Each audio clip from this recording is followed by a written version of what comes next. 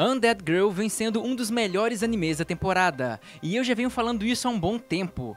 E nesse vídeo eu quero esclarecer algumas coisas sobre os personagens da obra e destacar muitos bons momentos que teve nesse segundo arco. E entenda segundo arco como o arco do Lupin, porque o primeiro arco eu considero aquele dos vampiros, sabe, da casa dos vampiros lá, que teve o assassinato da mãe deles. Então aquele é o primeiro arco e eu já tenho um vídeo falando sobre esse arco também, é só procurar aqui no canal que você encontra. Então o segundo arco conta a história do Lupin e também de vários outros personagens. E inclusive nesse segundo arco, eles já te mostram, já jogam de cara o Holmes, que assim, dispensa comentários, né, todo mundo sabe quem é o Holmes. E também o Fantasma da Ópera, que pra quem não sabe, ele é de um conto, né, que ele era um garoto que foi órfão porque ele tinha uma deformação muito feia no rosto, então os próprios pais dele rejeitaram ele, e aí ele aprendeu, virou ilusionista, um músico muito talentoso, e aí ele se escondeu dentro de uma ópera lá e foi conhecido como Fantasma da Ópera, porque ele nunca se mostrava, só sabiam de alguns relatos sobre ele. E também, obviamente, o Lupin. Pra quem não conhece o Arsène Lupin, é de um conto francês também, que é muito interessante por sinal, e ele é um ladrão, mas ele é um ladrão até nem tão ruim assim, porque ele não mata, como vocês viram, inclusive no anime, deixa bem claro que ele não mata, que ele é um cavalheiro, digamos assim, e que ele leva o roubo dele como um jogo, né? E por sinal, no conto dele, do Arsène Lupin, depois ele vira um herói, né? Ele vira depois um detetive e para de roubar, o que pode ser que aconteça na série, porque se você olhar a abertura, o Lupin tem um grande espaço naquela abertura, ele aparece várias e várias vezes, o que indica que talvez ele seja um personagem bem relevante para a obra em si, ou talvez para toda a temporada. Então, quem sabe eles não juntam o Lupin com a Aya e com o protagonista lá, ou com o Holmes também, seria interessante, né? Então eu tô com uma boa expectativa disso. Mas todo esse arco mostra a tentativa do Lupin e também do Fantasma da Ópera de tentar roubar um diamante, que é muito raro e muito precioso, e que estava numa caixa, tipo um cofre mega protegido. E então ele avisa que vai roubar, quando que ele vai roubar, para que todo mundo se prepare. E aí junta o Holmes, o grupo do protagonista, e também uma organização chamada Royce. E aí fica uma coisa meio engraçada, porque se você for ver, tá todo mundo um contra o outro, porque o grupo dos protagonistas até se dão bem com Holmes, mas não gostam muito da Royce e querem pegar o Lupin.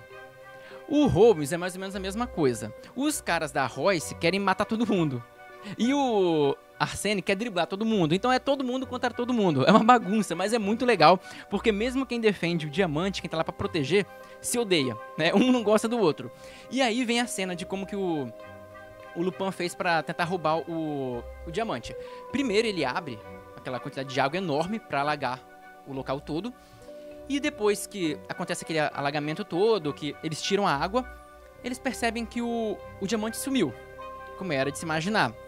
E aí o Holmes fica encucado e tal. E aí começa aquele jogo de gato e rato entre o Holmes e o Lupin.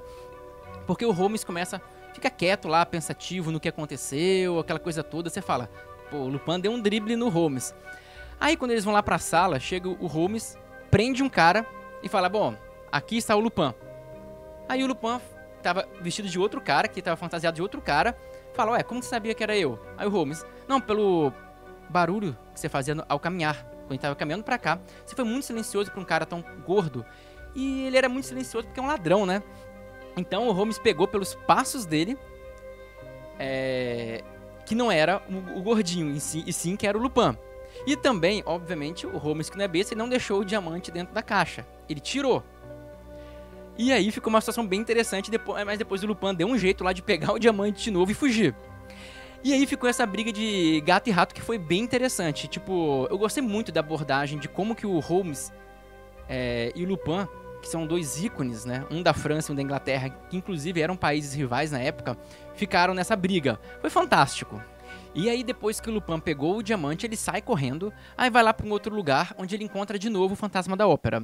E aí, eles achando que tinham vencido o jogo, que tava tudo certo, aí é muito engraçado que chega o Fantasma da Ópera com a caixa, né, que ele pegou naquela hora que jogou aquela água toda, eles desceram uma corda e o Lupin tinha que estar lá dentro exatamente para amarrar a corda, né, por isso que ele tava fantasiado, pro fantasma puxar a caixa lá pra cima. Aí é mó engraçado que quando o Lupin vai abrir a caixa abre com tudo, dá uma portada na cara dele. E na verdade quem tava dentro era a cabeça, a Aya, né, a protagonista. E assim, é uma surpresa muito grande, que tipo... Aí é muito engraçado, inclusive, que a Aya fala assim: eu não falei pra você que eu ia entrar de cabeça? Sentiu?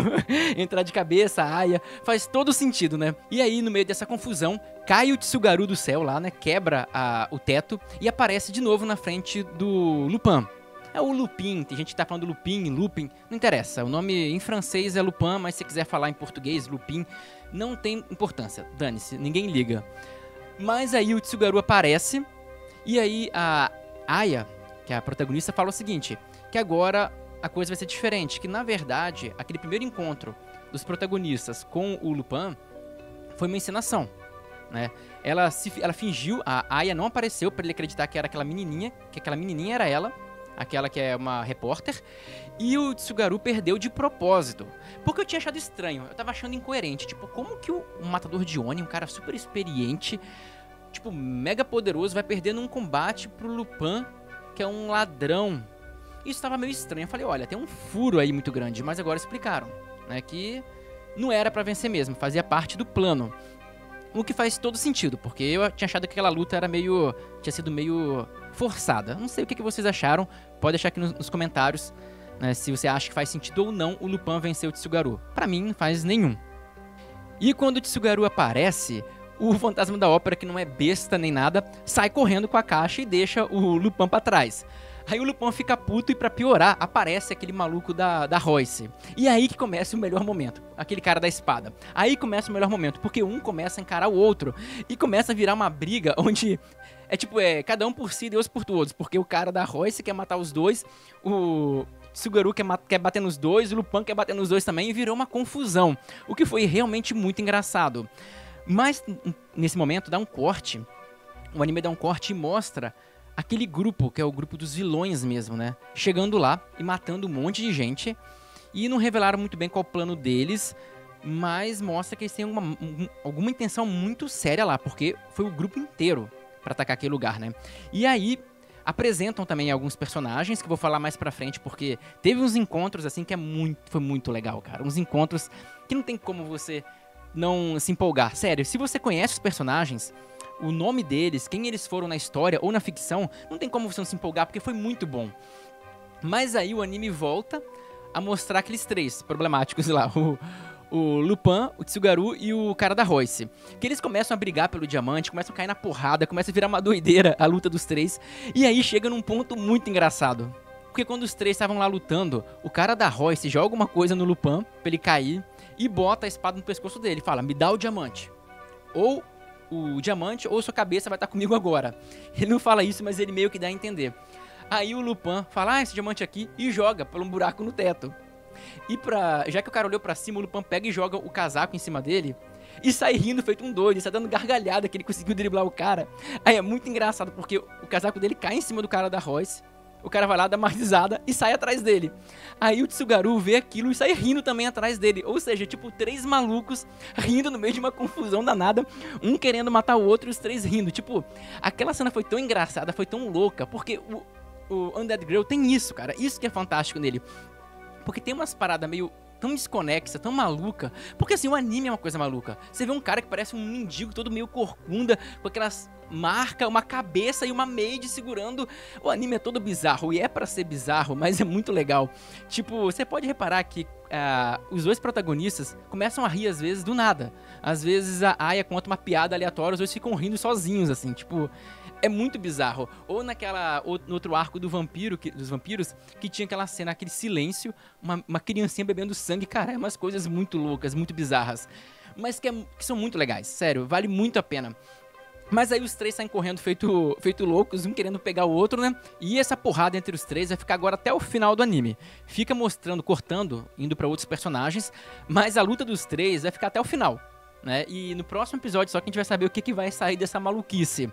Mais um outro ponto interessante pra mostrar é o momento com o Holmes, porque tava lá o Holmes, o ajudante dele, e aparece um cara daquele grupo bizarro, que ele tava matando todo mundo, ele fazia um estalo com o dedo assim, né, e o cara pegava fogo. Aí no início falam, Alester. Quem? Fala, quem é Alester, né? Aí na hora que chega perto do Holmes, ele se identifica melhor, que é o Crowley, que é um mago inglês, assim, muito famoso, um ocultista que realmente existiu, porque muitas dessa galera aí, né, obviamente é ficção, nunca existiram. Mas o Crowley, especificamente, é um cara que existiu, né, um britânico, alegadamente mago, que mexia com ocultismo e um monte de coisa meio pesada. Ele, inclusive, tem vários grupos ocultistas que seguem os ensinamentos dele. E ele apareceu. Então, assim, isso é legal. Porque em que outro anime você vai ver um confronto entre Crowley e Holmes? Cara, é só em Undead Girl. Tem coisas, assim, que só esse anime tá trazendo, umas experiências muito legais. Aí a gente vai ver uma Fushi, que é a Aya, a protagonista, o Holmes e o Crowley. Cara, isso foi muito legal. E por outro lado, mostram aquela vampira, a Carmilla, que pra quem não sabe também tem um conto de vampiro, um terror gótico, que essa Carmilla é a vilã da história, né? Acompanha a história de uma menina lá, que ela é meio que manipulada por essa Carmilla e tudo mais, que é uma vampira maligna. Então, ela, diferentemente do Lupin, na história de origem, ela já é má, beleza? E então mostra um outro confronto bizarro. Uma vampira que vai lutar contra uma maid que usa uma arma de fogo com uma ponta de naginata. Em que outro anime você veria isso que não fosse Undead Girl? Então, assim, o episódio para nesse momento onde vários confrontos vão acontecer. Tanto o do Holmes contra o Crowley, como o da maid super armada contra a Carmilla. E também a continuação dos três que estão se pegando no pau. E, sinceramente, tô gostando demais. Eu não conheço o material original dessa obra, mas vou procurar conhecer porque eu tô simplesmente adorando o anime. Tô amando. Pra mim, é um dos melhores da temporada. Mas então, o que eu queria falar com vocês é isso. E galera, eu acompanho Undead Girl com uma certa frequência aqui no canal. E também falo sobre vários animes. Vários mesmo. Então, pra não perder nada, se inscreve no canal. Também deixa um like, porque ajuda, mas ajuda muito. Beleza? E eu agradeço demais a todos que ficaram até aqui. E até a próxima!